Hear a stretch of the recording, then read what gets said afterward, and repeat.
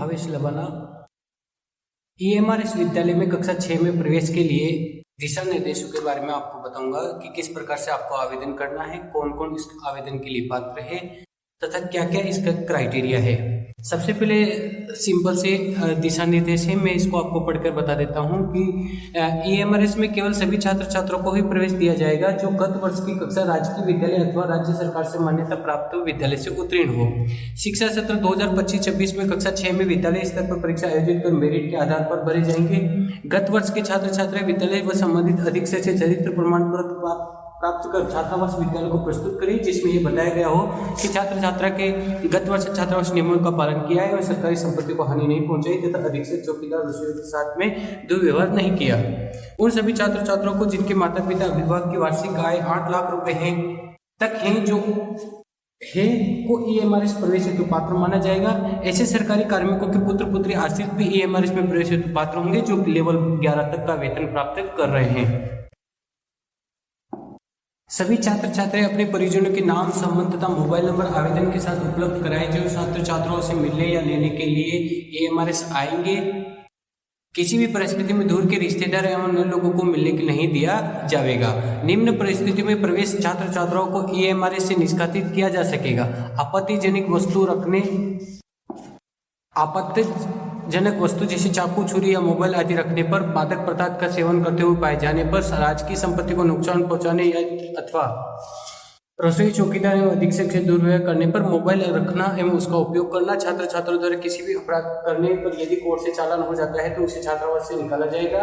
प्रवेश संबंधित कोई भी विवाद स्थिति में ईएमआरएस RSEMRS यानी कि राजस्थान स्टेट ईएमआरएस सोसाइटी द्वारा उदयपुर का निर्णय अंतिम होगा।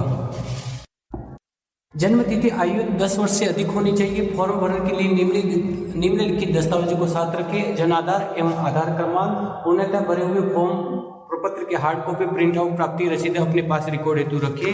सफल होने वाले प्रत्याशी के अभिभावक निर्धारित तिथि पर फॉर्म प्रपत्र की हार्ड कॉपी और सभी दस्तावेजों की मूल कॉपी में फोटोकॉपी के साथ प्रधानाध्यापक के समक्ष या ईएमआरएस स्कूल में आपको सबमिट करना है। मैंने सभी दिशा निर्देशों को ध्यानपूर्वक पढ़ लिया है। मैं मार्गदर्शिका में उल्लिखित नियमों एवं शर्तों का पालन करूंगा। उसके बाद आपको प्रोसीड करना है। प्रोसीड करने के बाद आपके सामने इस प्रकार से इंटरफेस हो जाए, सामने आ जाएगा। फिर आपको किस जगह इस प्रकार से जन आधार नंबर आपको डालने हैं। जन आधार नंबर डालने के बाद में आपके सामने इस प्रकार का इंटरफेस और सामने आ जाएगा। जिस भी बालिका का आप आवेदन करना चाहते हो, जैसे मैं यहाँ पे खुशी मीणा के नाम को सेलेक्ट करूंगा तो आपको यहाँ पे सेलेक्ट यूजर करना है। जैसे मैं सेलेक्ट करूंगा आपके सामने इस प्रकार का फोटो दीपिका के नाम का आ जाएगा और उसका लिंक, उसकी जन्म तारीख, सारी डिटेल जो जन आधार कार्ड में जुड़ी हुई उसी प्रकार से वो सारी डिटेल इस फॉर्म में आ जाएगी।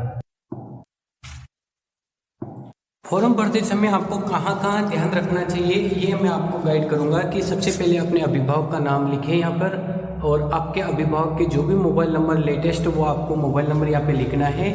अब यहाँ पे जो चीज़ें यहाँ पे दिशा निर्देश दे रखे हैं वो उसको आपको ध्यान से पढ़ना है। अगर यदि आप विधवा के हो तो यहाँ पे यस सेलेक्ट करें। क्या आप दिव्यांग हो तो यहाँ पे यस सेलेक्ट करें। क्या आप नोटिफाइड ट्राइब या अर्ध घुमंतु ट्राइब या SNT के सदस्य हैं तो यहाँ पे यस सेलेक्ट करें। क्या आपके अभिभावक ने किसी ईएमआरएस के लिए भूमि दान की है तो आप यस करें। क्या आपके अभिभावक ईएमआरएस या CES में पदस्थ है तो आपको यस सेलेक्ट करना है।